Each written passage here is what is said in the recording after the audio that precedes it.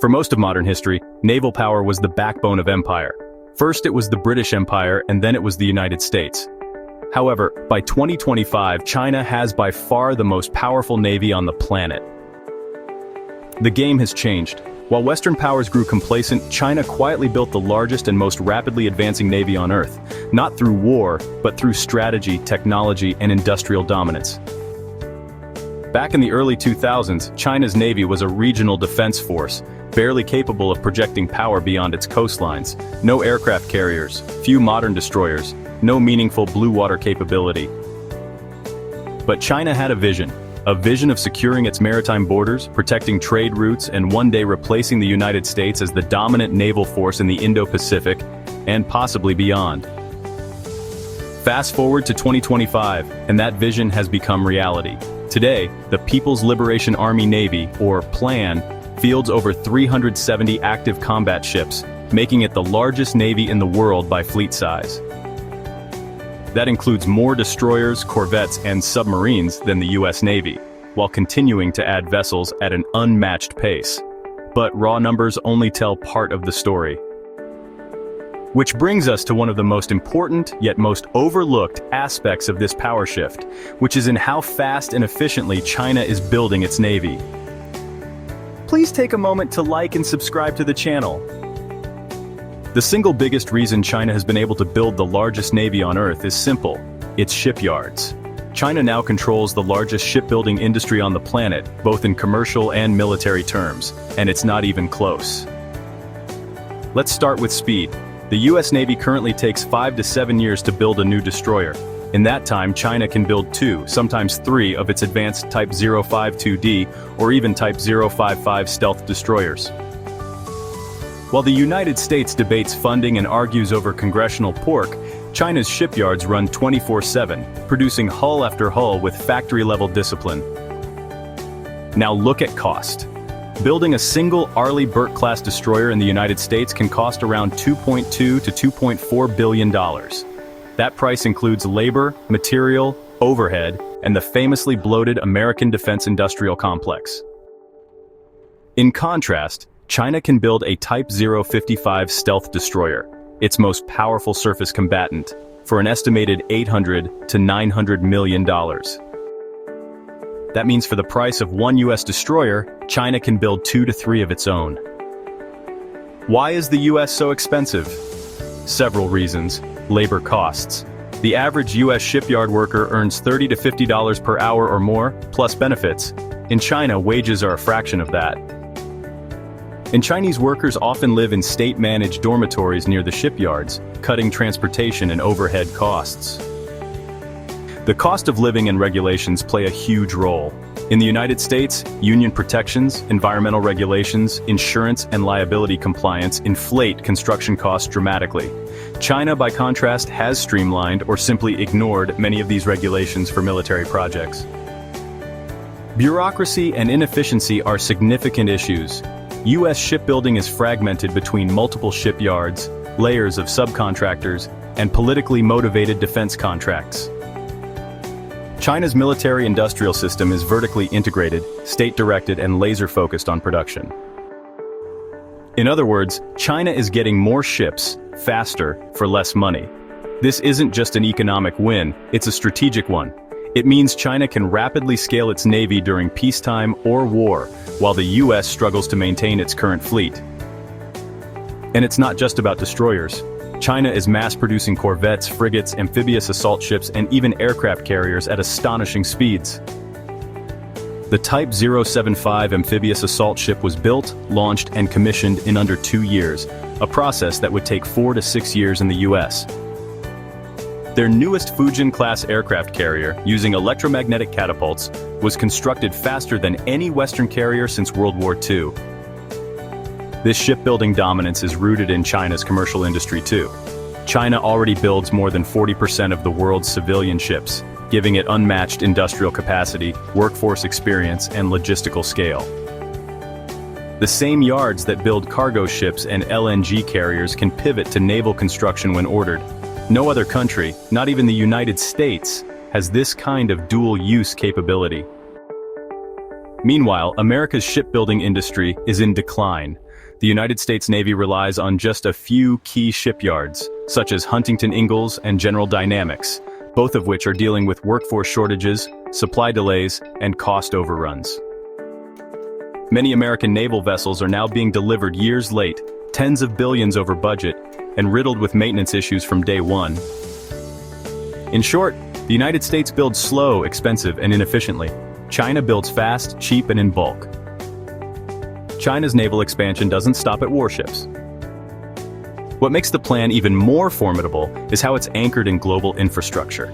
Through the Belt and Road Initiative, China has laid the groundwork for a global maritime network, a chain of strategic ports that double as logistics hubs, refueling points, and potential future military outposts.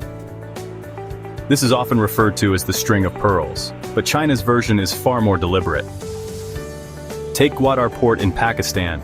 Built and financed by China, it's located just 400 kilometers from the Strait of Hormuz, a vital artery for global oil shipments. Or look at Hambantota Port in Sri Lanka, now leased to China for 99 years after Sri Lanka defaulted on its debt. This isn't just investment, this is long-term strategic positioning. Then there's Djibouti, where China built its first official overseas naval base just a few miles from a major US military facility. But China didn't stop there. It's expanded its port access in Kenya, Myanmar, Cambodia, the UAE, and even Greece.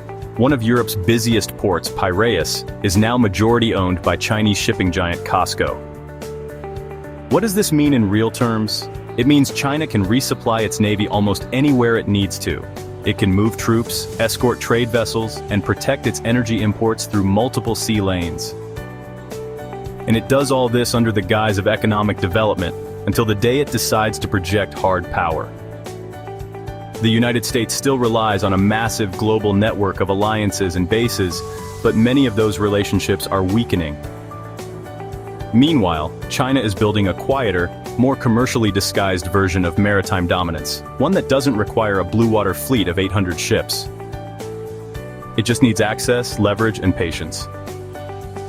A decade ago, people dismissed Chinese military tech as knockoffs, copies of Russian or American designs with flashy paint and outdated electronics. But today that stereotype is dead. China isn't just copying anymore, it's innovating, and fast. Its newest aircraft carrier, the Fujian, isn't just the largest non-US carrier on Earth. It uses electromagnetic catapults, a feature the US only recently fielded on the USS Gerald R. Ford after years of delays and cost overruns. China did it faster and with far fewer setbacks. Then there's the Type 055 destroyer, often compared to the United States Navy's Ticonderoga-class cruisers. But the Type 055 is stealthier, more heavily armed, and equipped with a modular vertical launch system that can fire anti-ship, anti-air, anti-submarine, and land attack missiles from the same cells. China is also leading in the development of unmanned naval systems, from autonomous underwater drones to AI-assisted surveillance ships. It's even testing robotic supply vessels and AI-coordinated surface drone swarms. In short, the plan is preparing for a tech-dominated war environment where volume, automation, and speed beat legacy systems. Even in submarine warfare, long considered a US advantage, China is catching up.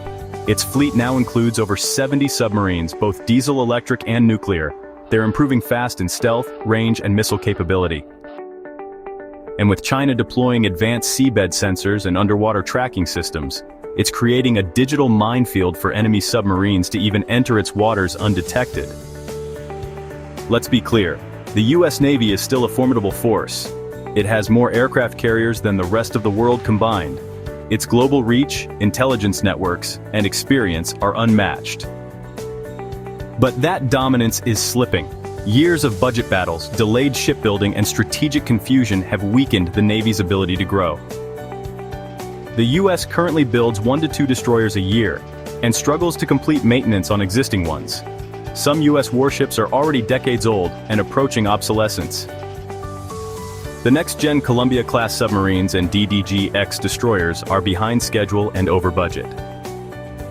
And with fewer shipyards and rising costs, the United States can't scale production fast enough to match China's pace. Personnel is another issue. The US Navy is facing recruitment shortfalls, morale issues, and retention problems. Meanwhile, Chinese naval personnel are being trained in larger numbers, with greater specialization, and supported by a centralized command structure that doesn't answer to multiple political masters. Even more critically, the US Navy is built for global projection, to fight wars across oceans. But China's Navy is built for regional supremacy. In a fight over Taiwan, the South China Sea, or the East China Sea, China would be fighting in its own backyard, with land-based missile support, drone coverage, and satellite coordination. The United States would have to travel thousands of miles, rely on fragile supply chains, and operate in increasingly contested waters. So what does it all mean? It means that China's rise as a maritime power is not theoretical, it's real, it's visible, and it's accelerating. The PLA Navy doesn't need to dominate every ocean to win. It just needs to deny access, protect its trade routes, and challenge US presence in the Indo-Pacific. And right now, it's doing all three. This is a shift in global power that most people haven't grasped yet, because while the US Navy holds onto Cold War-era assumptions, China has already rewritten the rulebook. With faster production, cheaper costs, longer-term vision, and fewer political roadblocks, China is on course to dominate the seas in its region and shape global trade, diplomacy, and military posture for decades to come. China doesn't need 800 bases, it needs 8 in the right places. It doesn't need 11 supercarriers, it needs the right missiles to sink them.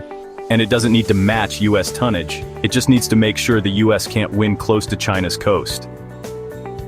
If things stay on their current path, we're not witnessing a naval buildup. We're witnessing the end of US maritime supremacy and the start of a new era. If you enjoyed the video, like the video and subscribe for more content.